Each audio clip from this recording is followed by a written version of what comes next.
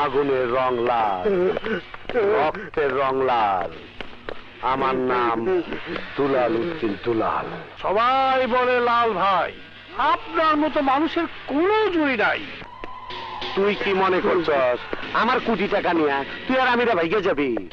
আর আমি চেয়ে দেখো আর এত বড় ব্যবসা কি আমি এমনি চালাই? প্রত্যেক ব্যবসা করার আগে আমি জ্যোতিষের হাত দেখাই, জ্যোতিষের জিজ্ঞাসা করি। আরে এমনিতেও আমার পয়সা কেউ খাইবার পারবো না। আরে এইরকম রেখাই আছে আমার হাতে। এই দেখ দেখ, এই দেখ, ভালো করে দেখ, ভালো করে দেখ। আরে কি করছেন, কি করছেন লাল ভাই? হ্যাঁ, মঙ্গল আপনার নিজের লোক, সাথী আপনার, বন্ধু আপনার, এত বছর ধরে সেবা করছে, তার সাথে আপনি এমন ব্যবহার করলেন? না ভালো জিজ্ঞেস করেন, সব কিছু বলে দেব আপনাকে। বলো, উঠো উঠো উঠো উঠো উঠো, বলো মঙ্গল, সবকিছু সত্যি সত্যি বলো। ঠিক আছে শুনছি। লাল ভাই টাকা আমার কাছে নেই, ওই আমিরা নিয়ে পালিয়েছে। এখনো সময় আছে, ঠিক কইরা বল কোথায় রাখছস আমার টাকা। তা নাইলে তুই ভালো করে জানস আমার কাছে বোবা কথা কয়। আরে লাল ভাই, আপনি তো নিজেই শিখিয়েছেন, ধরা পড়লে দরকার হলে জান দেবে, কিন্তু মুখ খুলবে না। আপনি নিজেই বুঝাচ্ছেন। আরে আপনি তো খুশি হওয়ার কথা। ওকে পুরস্কার দিন। খাইছে খাইছে ধরা, খাইছে এবার ধরা।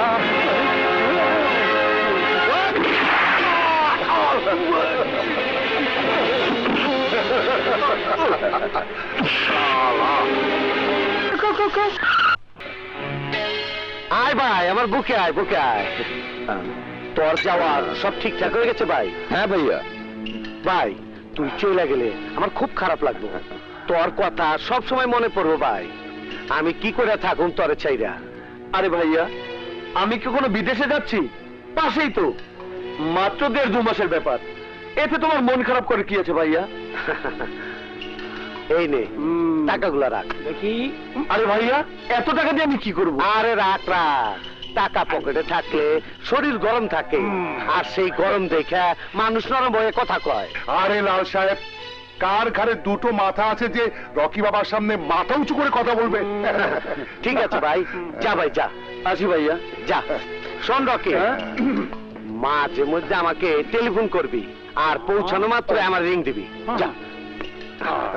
লাল সাহেব, রকি বাবা যাচ্ছে কোথায়? ট্রেনিং নিতে, পুলিশের ট্রেনিং নিতে, বুঝলা? আরে কামাল, তাড়াতাড়ি বেরিয়ে আয়, গ্রাউন্ডে যেতে আর মাত্র 15 মিনিট বাকি আছে। তাড়াতাড়ি কর। কিরে, বেরিয়ে আয়, বেরিয়ে আয় দোস্ত। আরে তুই তো একদম রেডি হয়ে গেছিস। এই নে পথ, রুলস এন্ড রেগুলেশন, এখানকার নিয়ম কানুনের লিস্ট আমি পড়েছি, এবার তুই পড়ে নে। শুনেছি এখানকার ইন্সট্রাক্টর শেষালা মানুষ না, জল্লাদ। আরে ভাই, এ তো বড় লম্বা চওড়া লিস্ট। আমি আবার এমনিতে বাংলা কম বুঝি। এটা বাংলাতে নয়, ইংরেজিতে লেখা আছে। শোন, এমনিতেও বাংলা থেকে ইংরেজি একটু কম বুঝে। দে, আমি তোকে বুঝাচ্ছি। এখানে মোট 142 রকমের নিয়ম কানুন লেখা আছে। উঠতে, বসতে, খাইতে, শুইতে, এমনকি নিঃশ্বাস নিতে পর্যন্ত ওই শালা ইন্সট্রাক্টর নিয়ম বেঁধে দিয়েছে। হ্যাঁ, জলদি কর, তাড়াতাড়ি রেডি হয়ে নে। চল। হ্যাঁ হ্যাঁ চল।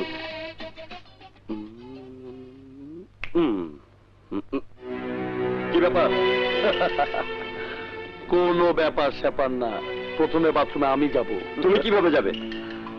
আমি তো লাইনের প্রথম নাম্বারে আছি, তোমার নাম্বার তো পরে। কি হলো, হাসো কেন? এই জন্যই যে সব জায়গায় প্রথমে আমার নাম্বারই আসে। দেখুক গাধা বোকা, কিন্তু আমার বন্ধু, ওকে মাফ করে দাও। ওর তরফ থেকে আমি তোমার কাছে মাফ চাচ্ছি। এই, তুই কার সাথে টক্কর দিতে গিয়েছিস? হ্যাঁ, জানিস ওকে বড় ঘরের বড় লোকের ছেলে, আর ওদের বাথরুম আমাদের বেডরুমের চেয়েও বড় হয়। হ্যাঁ, ওদের আবার ওই লাইনে টাইনে দাঁড়ানোর অভ্যাস টভ্যাস নেই। পারলে তো এখানে। কি আমি ঠিক বলিনি দোস্ত? হ্যাঁ? কিন্তু আমি আরে বাবা, যেতে দে না। আরে তোর যদি এত গোসল করার শখ, তাহলে সকাল সকাল উঠলি না কেন? শালা, আলসের মতো দেরি করে ঘুম থেকে উঠবি, আবার আগে গোসল করবি। কি আমি ঠিক বলিনি? হ্যাঁ, দেখ, তোকে এমনিতেই সুন্দর লাগছে। দু একদিন গোসল না করলে কি হয়? হ্যাঁ, ঠিক বলিনি? হ্যাঁ হ্যাঁ। এই যাও দোস্ত, বাথরুমে যাও, চিন্তা করো না। যাও যাও যাও যাও যাও।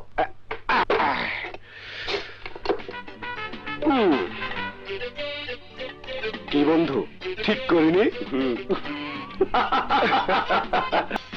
আমার নাম ডিএসপি আম্বার আলী সুন্দর।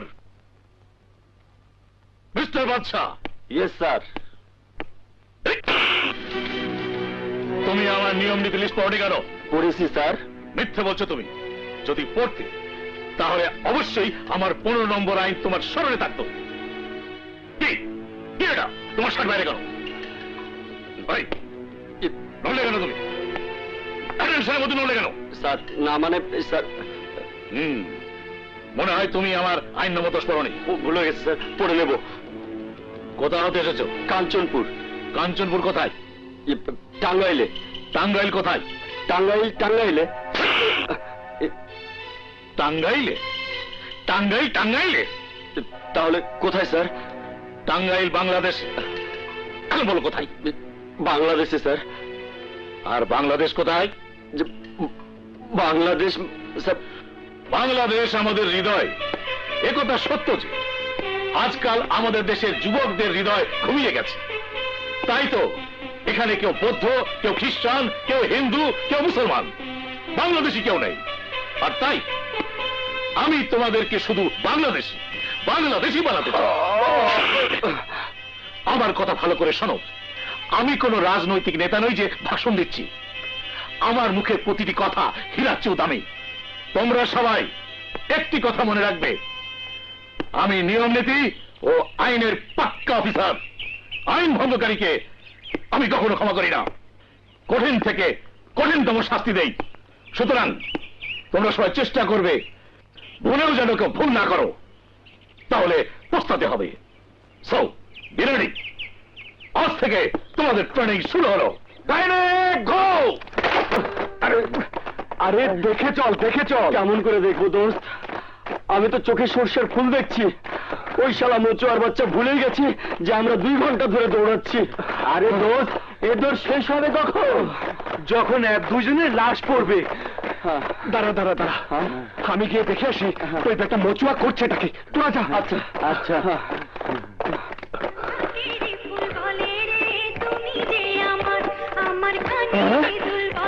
শাবনূর! আমার ডার্লিং, গায়ে লাগবে। আমার ডার্লিং এর মুখে পা দিস না। এই পাহা, পা দিস না।